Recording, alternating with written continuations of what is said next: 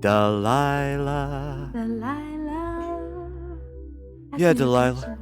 I'm calling in, Delilah, because there's this girl that I've loved for a long time, but she doesn't see me, and like she just sees me in the friend zone, and I really want her to see me for me, you know? Then maybe she does. Maybe she does see you for you. She has every right to put you in the friend zone. That is her wish. Yeah, but I've got so much more to offer. So I'd like to make a request dedication to her. Prodigy, smack my bitch up.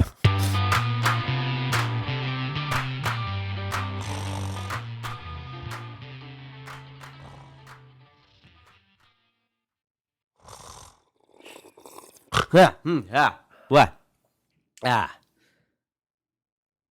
Oh, hey, everybody. Hi, everybody. Oh, hi there. I didn't Can we You pause just for walked a in? see you second? there. Yeah. Jeffrey, you didn't close my door, so now there's paint everywhere and cats. Oh no. Oh, there went our bit, too. That's okay. Well, we're like all live. good bits that work over 600 miles apart, we did very little discussion and then hit a button that said live and then sat there in silence. What could possibly go wrong? Now, I did try to It snore happened as a when we were cue trying to that do we the were intro, and I live. was like, You did, damn. and I appreciated that. But then I realized, I was like, well, am I waiting for him to wake up? Should my noise motivate his waking up? That's what I thought. I was like, oh, Yeah. you're in it now. Okay. There's a sound. Yes, organic. Yes. Yes. Organic. Yeah. We did a little Yeah. viewpoints approach, a little mask work. I still Right, don't grid understand work. viewpoints. You don't? Oh, I don't. I I'll don't. I explain never it to did. you after the podcast. When I'm Yeah. older. Viewpoints is helpful. Yeah. I like it It's- for ensemble work. Like, I think Yeah. it's really great. Yeah. When you... Yeah. We'll talk about it on that theater show that we don't have yet. that we don't have yet. Yeah. In a nutshell, for those that are listening, viewpoints is it's a methodology towards sort of ensemble and group work, specifically using movement. It's movement based. A lot of things, Right. So Fancy why I would love it. yeah. Cool beans. We have 0 viewers. We had 2 viewers. We have 0 viewers. Oh, good. So do people I check was- in and go away? Is that They're like, oh, they probably saw us sleeping, and they're like, what's going on? And they're like, like- this is bull. Oh, Yeah. no. This is somebody bull. somebody's Well- cat hit live? Yeah, right. Yeah. Oh, we've got 1 viewer. Great. I bet it's Hi, Scott. one viewer. One of the weird things, if you happen to be on the page like right this second, because after this show broadcast it won't matter, you'll see a link instead of a video. And what I have learned about Google Hangouts is a great many things, including that you can do like live chat. And so I thought, well, it'd be nice to like try it. And so we've got a plant in the audience today. Scott's on to help do some live chat, some Q&A. I'm going to turn on the Q&A feature here. But apparently, you can't turn on Q&A in Google Hangouts that I can find from a pre-existing YouTube scheduled broadcast. So, like, I scheduled Oh, the I see. broadcast. Yeah. I put up the link on the assembler's site. It's like, okay, great. And then everyone can show up and they can do the live chat, and that's great. And so I go to it because we're going to start, and there's no live chat feature. I go to the Add Apps section of Google Hangouts. I can't add the chat feature there. And so I have to, at the last second, start a brand new Hangout and change the link, which also automatically set my microphone to get louder and softer without my say. So Your input? we may never do this again this Sure. way. Until we figure it out, we'll crack this nut someday. I don't know. You'll crack the nut, and then you'll. Scott let says me- he had too many tabs open. He was our 2 viewers. Oh, Oh, I see. brilliant. Yeah. Cool. I put it on the Facebook, but we have to get better, I think, about saying we're about to do a live show. Or Yeah. Like, who have you told, Mr. I'm not on Facebook? Exactly. Like, I've told the Tweetar Yeah. and the Google Plus. Yeah. And People within stuff, my so. circles are aware I'm doing it, but it's again, Mhm. it's not on social media of any kind. It's kind of word of mouth and Right. going, Mhm. oh, my friends and I have started a Are new doing a thing. podcast. Right. So, they're aware of it after the fact. Yeah, and we have a little newsletter that goes out that that tells us about a handful of people, more than you think actually, that the show is out and stuff like that. But I am learning it is really hard if you're not on Facebook to get the word out in a super efficient way. Sure. Scott says he's a real human boy, not a plant. I don't know if you guys can see Q&A or not, but if you look on your No, sidebar, I can't. I can't see any. That's of what it. I was going to ask you, whether, like, if as you as Oh. the, the ringleader, I guess, or Yeah. if we would have any. Since you initiated the hangout, you probably have master control of. maybe, but I noticed that I didn't even see it until I moused over to the left side, and then it sort of appeared, kind of like your dock would do. No. No? I don't have anything. Oh. Nope. Well, I get little icons, but that's about it. Okay, all right. This is boring. I'll- Let's talk yeah, about something. I'll yeah, trust neither you do to I. relay the information to me. Right. Welcome to the Sausage Factory, where we tell you how all the sausage is made. So let's talk about maybe last week's challenge and how that went and what that was and anyone's results. Who wants to take the ball on that? Oh, so I found so last week our challenge was you had to listen more, and instead of just giving your advice willy-nilly or your opinion willy-nilly, you had to preface with I have an opinion or I have some advice if you would like to hear it. And I found great success with that in being more open to hearing someone's opinion or advice. But also in really listening and being okay with the fact that if someone said no, not right now, and respecting that and be like, okay, cool. And I found that it helped ease tensions more, because then eventually they were like, okay, I'm ready to hear it now. It was think funny that's because we good. both did that to each other at one point. I forget why, but you were like, you were more polite about it than I was. You said something like, I have an opinion or whatever. You're like, not right now or whatever. And I don't know where my head was, but you asked and I went, no. And it was funny because it actually felt really good to feel like I had permission to just be like, I just need a second. Like, can we just cool our jets for a second? I can say no. And that's what that pattern of questioning does. It gives the other person the option. So, there's that other side of the argument, not just the talker, the opinion giver, but the person receiving the information. And it, I think in a very powerful way allows them to be gatekeeper, say yes or no. Yeah. Yeah. Well, it was also Yeah. part of the experiment for me that I really wanted to try it because I realized I would just say yes all the time. And at one point I needed to say no. And so Yeah. I did. Sorry, Sarah, Right. you were going to say. No, I was just saying, but like for people who like to be in control a lot, which I know Jeff and I love to be in control, and so having the option to be like, not right now, let me get back to you later, or I'm not in a place, for me, I was really like, okay, no, I'm actually more receptive to your opinion as long as you ask me. I feel like the courteous of being asked softens me up more than just, you know what you should do. That just makes me want to punch people in the face and be like, no, I don't want to listen to you. But if you ask me, it shows that you respect that I'm in a place, and you respect or you've listened that I need maybe some advice and you would like to offer it, and it was more conducive for me mentally. Sure. Yeah. It's interesting because for me, because I feel that um, I don't know if I have always been a better listener, but I've certainly always tended to be more passive in conversations, that I don't contribute. I kind of sit back and listen. Which is why I put you on a podcast because Right. I knew right. I'd get to do all the talking and Thank you, bully. that I could talk over you. And I have an opinion. that if I you'd could let control me- the conversation. I'd have an opinion if you'd let me share it. I have a podcast if you'd like to hear it. That's how our promotion is going. Yes, I'm sorry. Go ahead. But but and so it was interesting. So it was interesting for me that more the formality of that engagement and actually saying I have an opinion if you'd like to hear it, because then that forces me to more actively participate in conversations that are going on around me Yeah. now. And I had built into my week a lot of opportunities for that, because we are in the process of orientation for our summer Right. staff, and my immediate boss, Jeremy, has been out of the office a lot because they're still finalizing things, production for Wizard of Oz, and we've got a new staff member coming in within the ed department, and so I've been having to run a lot of things, or any time that one of us is leading them in an activity or something, it's one or the other in the room, never both. So that being said, part of my job is to watch them facilitate a game and give feedback to it, right? Um, and so it was funny because I feel like within I know what that is. I know what activity exchange is in terms of them bringing a game, and they've got sort of 10 minutes to kind of share the nuts and bolts of it. Maybe we don't play every aspect of the game, but again, Mhm. it's a way to see them facilitate things. And because I'm really comfortable now in that format, I found myself having to bite my tongue and shut up because I would want to interject immediately of like, because usually after they get the first like 3 sentences of explanation, I'm like, oh, okay, I get what the game is. I know what you're gonna do. And so being able to sit on my opinion until I saw the whole thing, and because it was interesting, because I'll say there was this one intern. Um, her activity was terrible. I mean, it really was.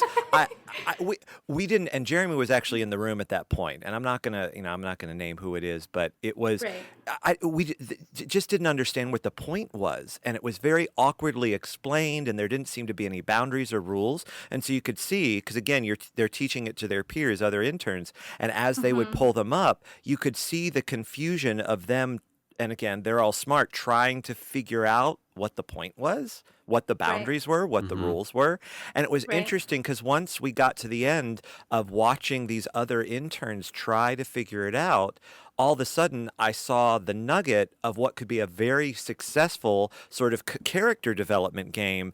But again, if I had Mhm. shut her down a minute into the game when it was Right. struggling, and again, she did not execute it well, uh, but the core of or the pieces of usefulness were Right. there, right? And so Mhm. then after it was all done, then I could put my opinion on it and say, oh, Right. but you could use this for this type of activity. Oh, if you modified this, oh, if you set up this sort of structure, it would help the next person in terms of being. And the funny thing is, part of the Mhm. game was the next person had to listen to the person that was on stage talking, because then they had to play off of Ah. something that was already Right. previously established. So it was amazing Mhm. how this one game example became sort of the nexus of my entire challenge for the week. It was Nice. weird. Very nice. Yeah. So, by this point, this is a side note, but by this point, have you now heard all of the interns speak? Because I know for a while they were like, "Shoo, you've never heard their Actually, voices no, there is last still week." one because no, and she got sick. Oh So I have not no. seen her since Wednesday. Actually, that's not true. She was sick on Wednesday. I've not seen her since Tuesday of last week. And yeah, so and I'm not working with her this current week. I'm not slated to. And I don't think she'll go on offsites with me. So it's possible I may never hear this person speak through the entire summer. Wow. Scott says he has an opinion on the Jim Henson photo. Scott in the chat room. If we would like to hear it, would we like Can to he hear see it? that? Would Yeah, we? we can Yes, he all can see see. it. We We can We all look see can all that. see it. I'm going to tell you a Yeah. funny story about that in just a moment. Yes, I would love to hear Oh it. well, tell the funny story. Wait, Well, I thought he had an because opinion. because there's a delay, so you can tell your Oh, story, okay. and then he'll So, probably be able to say what sure. he wants So to say. I guess. it's funny. I've had this picture now for about 4 or 5 years, and it was given to me by a friend who is she was an art teacher, and she was just given this big dump of sort of posters and art things that she could put up in her room, Mhm. and in it was mixed in a poster from I think it was as Apple. That's what it was. They had or maybe it was IBM absorbed by Apple. I don't know, but Mhm. they had a marketing campaign back in the '60s called Think Different, and over the years they've sort of regurgitated it off and on. Right. And this original one, they took artists and entrepreneurs and forward thinkers and took pictures of them in their respective field. And so behind me is one of the famous pictures of Jim Henson with Kermit. And there's another one they took where he had Ernie and Bert with him as well. And often that picture is colorized and put on a lot Mhm. of things. It's a black and white that was colorized. But anyway, I've had this picture. I just love this picture because, of course, That's awesome. yeah, and I'm a huge Muppet file. Like that's probably what got me into theater was the Muppet Show and love of the Muppets. And so, Mhm. but I've had this, and over the years, as I grow out my beard, I just completely forget about the picture until I have a student walk by or somebody and go, "Is that a picture of you, Mr. Adam?" And I'm like, "Well, no, it's not." That's too But it's That's true. really good. If you look at it, I mean, it favors me pretty well. It Um, does. Well, I have a Kermit doll that you could borrow. It's like Right. a life-size Kermit, and then we'll redo that and we'll put your photo. And that's what we've always underneath. joked about, because the last time I had a fairly sizable beard, we joked about doing that, and then I remember talking to Jeff about it, and we never got around to it, and then I just didn't grow a beard again until recently. So Right. And if you'd like to see that picture and you're listening to the show, then you should go check out our YouTube page. Links in the show notes or on assembler.fm. Scott's opinion was, it's great. That's it. That was the whole. That was the entirety of his opinion. It was great. That was it. I also, and why this is sort of a recent thing, I've been doing job interviews for a couple of different companies, and one of them was a Skype interview, and I didn't even think about this. That was in the background, so I had this picture of Jim Henson, but again, it's through a Skype sort of, Right. web camera, and so I actually got flown out to interview with them in person Friday, Saturday, and the very first thing that one of the guys asked me was like, "Okay, I have to ask about that Jim Henson picture in the background. Is that you?" Like, that was literally the first question out of his mouth. It was so funny. So, it's a great conversation starter. Right. Speaking of background, things in the background, I had a sideways background challenge this week in addition to the regular challenge. And I'll talk a little bit about it because it's pretty simple, pretty straightforward. Part of, gosh, what was the original challenge? It was the thing where I ended up writing, where people had to tell you what to do. Yeah. And Choose your own adventure. Yeah. choose your own adventure, right? And one of the things I was doing is I was writing some cricket stuff, and I didn't get very far with it. And so Scott challenged me publicly on our Google Plus page. Google Plus, the service that has 6 people on it. And he said, he says, I'll take up this challenge as well. We both need to write in our respective things. He's working on a book, and I'm working on cricket for 5 hours this week. And I got to cheat a little bit because he said drawing also counts. And so I said, okay. He says, but research doesn't count. And that was the crucial part, where he and I both spend a lot of time in research. So sometimes that prohibits the actual writing. But I just want to say that went really well. I got a couple new character designs out of it, drawings. Maybe I'll put them up in the show notes. I don't know. But I got a whole lot more script out of it. So that was exciting. It was an enjoyable little side challenge for me, and I thought it went super well. So is there anything else to say about this week's challenge? I don't want to cut it short before we move on to next week's challenge. But if there's more to say about this week's challenge, then please. No, I just found it helpful. I'll just say stray observation too with this the chat thing that we're doing. Yeah. I think it's funny too that the whole spirit of the podcast is up for a challenge and trying new things, and literally every week there's a variation in terms of how we put out. The product. Yeah, right? That's true. I mean, there's a new element that we work in, or how, what the setup of the microphones are, figuring out Google Chat, or a time change, you know what I mean? And how that affects the energy or the vibe of the show. Right? And every time there's a new gray hair for me for each new element that we add. An addendum, research counted. Scott says research counted for half in that little side challenge we did, and that is true. That's right. And that is true. I don't know how you would keep up a live chat with a whole bunch of people. I don't think I could do that anymore. You feel you'd almost need like a separate sort of producer, fielding things or something like. Yeah, not it. The unseen Not person who's doing all the stuff. Sarah's really? Sarah's it. Sarah's it. All right, sure. Trust me with all the technology and my wizard powers of glitching. Maybe next time, like next season, maybe we'll try one more live chat. But can we'll I see. can I tell you, this is completely unrelated to the challenge, but just a weird thing that happened to me yesterday, Jeff and Sarah and internet. Sorry, I saw Jeff, so I said your name. I was flying back from my job interview, and I'm boarding the plane from Charlotte to go to Atlanta, and I happen to glance to my right, and I see this lady. She's in the same gate, like in that bank of seats, and I'm kind of looking because I don't have my glasses on, and I step out of line because we were boarding the plane, and I get a little bit closer, and I realize it's Lynn Outlaw, who was my supervising teacher my first year at Creekside. Oh, wow. Weird. In the airport, and she was there with her husband, and it was funny because I actually thought about, her daughter was also there because her daughter is a flight attendant for Delta, and I was flying Delta, which I don't ever nice. do. and the daughter there was there with her son, Mm-hmm. who's maybe a year and a half old, and they were all flying back to Atlanta because she apparently the daughter now lives in Charlotte, and she was flying back home to see mom and dad because her husband was off on some type of trip, and so it was, it was one of those. It made sense because summer was coming up because Lynn's a teacher Mm-hmm. that there was going to be some time to hang out with mom, and so they were heading back to Atlanta. But we were on the same flight. It was such a weird event, like so weird. And now I've had like 4 instances in my life where I've been in a totally random part of the world and run into somebody from another place. Like, And one day it will be Alfred, and you won't say anything, but you'll just look, and he'll know that you and Catwoman are doing okay. No, but I've I had thought you were just- moments like that too.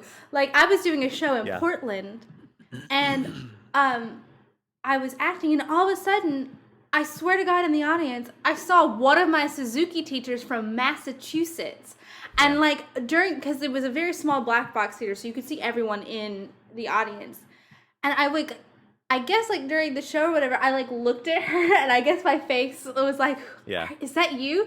And she nodded her head yes. I was like, "What?" Apparently, one of my cast members, they were really good friends, and she moved to Portland, and I was Yeah. like, "Oh my God, that's so weird across the country!" Wow. Yeah. But it's it was just- really cool. Yeah. It's so weird though, but the 4 that I count, because I don't count any of the theater related ones, because there's there's so much crossover. But the 4 that Right. happened to me, Lynn Outlaw, the teacher, the rabbi from the town that I grew up in, we ran into him on the boardwalk in Atlantic City. My dentist, as a child, I ran into at Epcot Center in Disney World, and then when I was in New York one time, this one I guess is a theater one. When I was coming out of Cabaret at Studio 54 with a friend, ran into Judy Dabbs, who was the choreographer in the community theater I grew up in Albany, Georgia.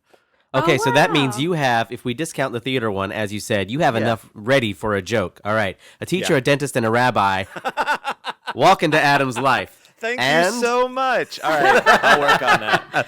Okay, there's your micro challenge for Yeah. next Okay. week, since you've kind of got next week off. Before we transition into this week's challenge, if everyone's ready, Yes. putting a button on this, Scott says in the chat that he got 1,900 words out of his.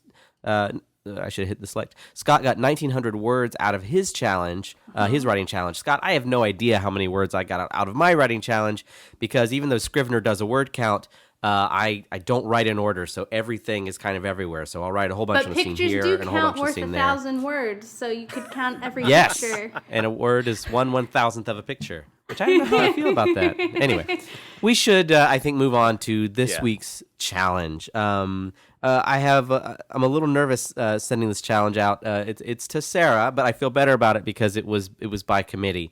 Yeah. Since Sarah and I obviously live together, I had several ideas for challenges, and I ran them all by Adam, and I said, you have to choose because I am too close That makes sense. to the source, and I think it would be unfair. And he chose what I think was the most interesting one, and I think it'll be fun. It's something I'm kind of jealous because something I've wanted to try, and I guess I could try it. Good. But I think I'm not going to this week so that it's explicitly your challenge. So maybe I'll try it later. So the challenge is it's a micro version of something called 21 Days Without Complaint. And we're just going to do 7 days without complaint. And the way it works, if you're up for it, if you accept the challenge, we'll see. I will accept the challenge. Oh, okay. All right. Well, here's the way it works. You will wear a bracelet of your choosing, but it has to be the same one for the entire duration of the challenge, okay? Okay.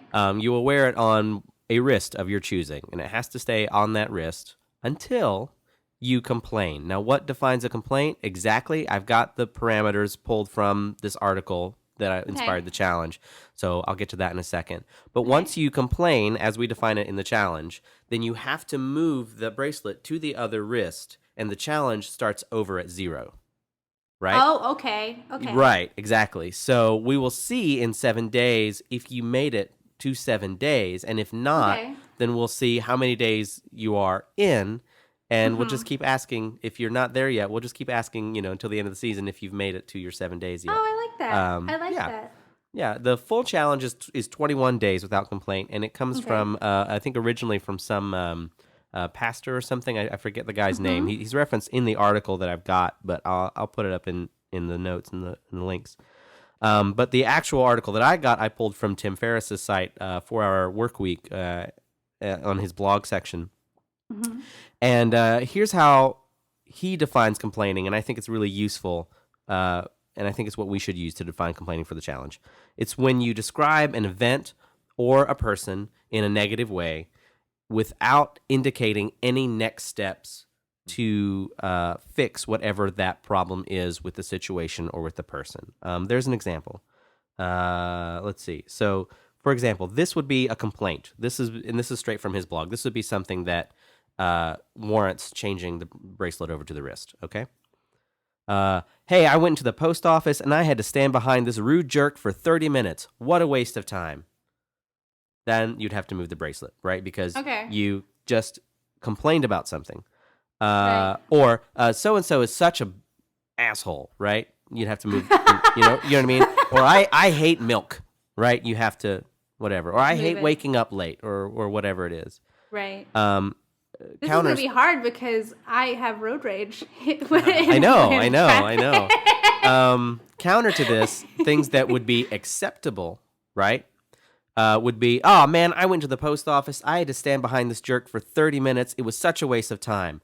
From now on, I'll go in the mornings before 10 a.m. to avoid the crowd. You would not have to change the bracelet there because while you vented your frustrations about the problem, which I know is important to you to be able to get out what the problem is, you then immediately decided on what your next action would be, whether that's a long-term solution or not. You decided this is what I'll try next time to avoid this problem that I identified. The problem on its own is a complaint, but the problem with an immediate it's got to be an immediate solution of here's what I'm going to try next time. I hesitate to use the word solution because solution implies permanence. It implies like I figured it out and I know everything. But I would say that really it's literally a next step, a next action, the thing you're going to try next time to avoid the problem. Or for example, I don't know, maybe I don't know if there's another one in here, but like, oh, here we go. John was a total idiot in that meeting. I think next time I'll send my emails to so-and-so so they can take care of it and blah, blah, blah, blah, blah, blah. I mean, you get the idea, right? Okay. So if it's just a complaint, you'll have to move it. If it's a complaint with an immediate solution right then in the moment, or solution, here I go, use the word, complaint with an immediate next action in the moment, then you don't follow-up action. There we go. Follow-up, yeah, there you go. Yeah, so I have an idea for what bracelet you could use, but it's completely up to you because you'll have to wear it all week. So I will look forward to finding out what bracelet you choose, and next week I look forward to finding out how you do on the challenge. Does anyone have anything to say about it already? Yeah, I just a stray observation in terms of a fact that I picked up a couple of years ago when I was doing some work with role playing with stress reduction and stuff like that. And there was something that was described to me, and once it was said to me, I went, oh yeah, that's exactly right, because I had experienced it. But the idea of when you are retelling those negative events that happened to you, like being stuck behind the jerk in the post office, and you're telling it to a friend, and again, there's no purpose behind it, like there's no problem solving, there's no actionable next step, but you're just sharing this emotional thing, you have like a cortisol sort of adrenaline response because your body can't distinguish the difference between actually being in that situation and the sort of emotional state that you gin yourself up into. And so retelling the event with no greater purpose than just to dump that on somebody else is just as damaging to you as the stress that you feel when you are in that moment. And so, and so it's just, being mindful and purposeful of, why are you retelling this story? Is it for trying to seek a better solution? Are you talking to your therapist, or is it just to spread shit around? Yeah. Right. Yeah. It reminds me of a slight version of how you wouldn't you don't want to question a victim of certain kinds of crimes over and over because they have to relive it. Yeah. And why it should be handled by the professionals. Probably because the professionals can keep it to the objective of so they're not just putting you back through it. They're saying, well, here's what we're trying to do. Yeah. And a lot of times people ask questions just to say, I just want to know what happened. Yeah. Right. What's up with Cindy today? Right. She's Oh, walking hey, a little late, Cindy. walking a How's little that, funny. How's that divorce, Cindy? Yeah. Gonna get some cats? Oh, look, it's Paul. Hey, Paul. Ooh, How's Paul. Cindy? Yeah. Oh, look, it's Jonathan. Hey, Jonathan. How are Paul and Cindy? You sound like Titus Andromedon right now.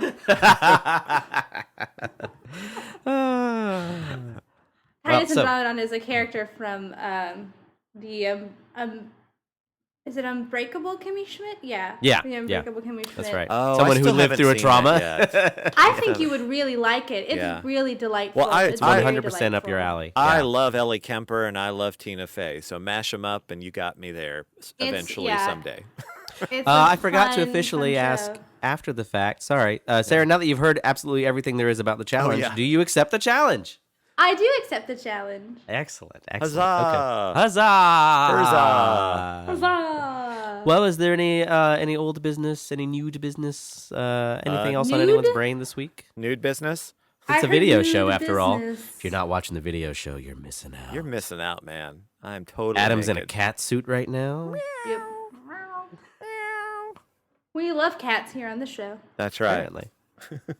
Cats.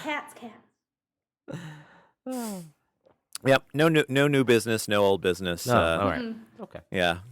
We've Well, in that checked case- off everything on the agenda. Mm-hmm. You did say checked off, right? Checked off. Well, in that case, how about we move on to sign-offs? Yay, sign-offs. Sign off. Yeah. I am Jeff, and I like going to the post office. I'm Sarah, and I'm gonna be going through my bracelets. I am Adam, and I'm going to intensely relive the emotional journey that was this podcast for the rest of the day. Actually, that's Yes. me when I'm editing it. That's true. Okay. Should we, since we started, should we do our seat turn? As Oh as yeah, the we go final? back. Oh, right, Right. right. You fall Okay. asleep, Hey. and we'll turn. Right. Well, All right. ready? So, see you later, internet. Bye. I'm turning. I think Jeff farted. Can't, can't see to hit the button. Hang on.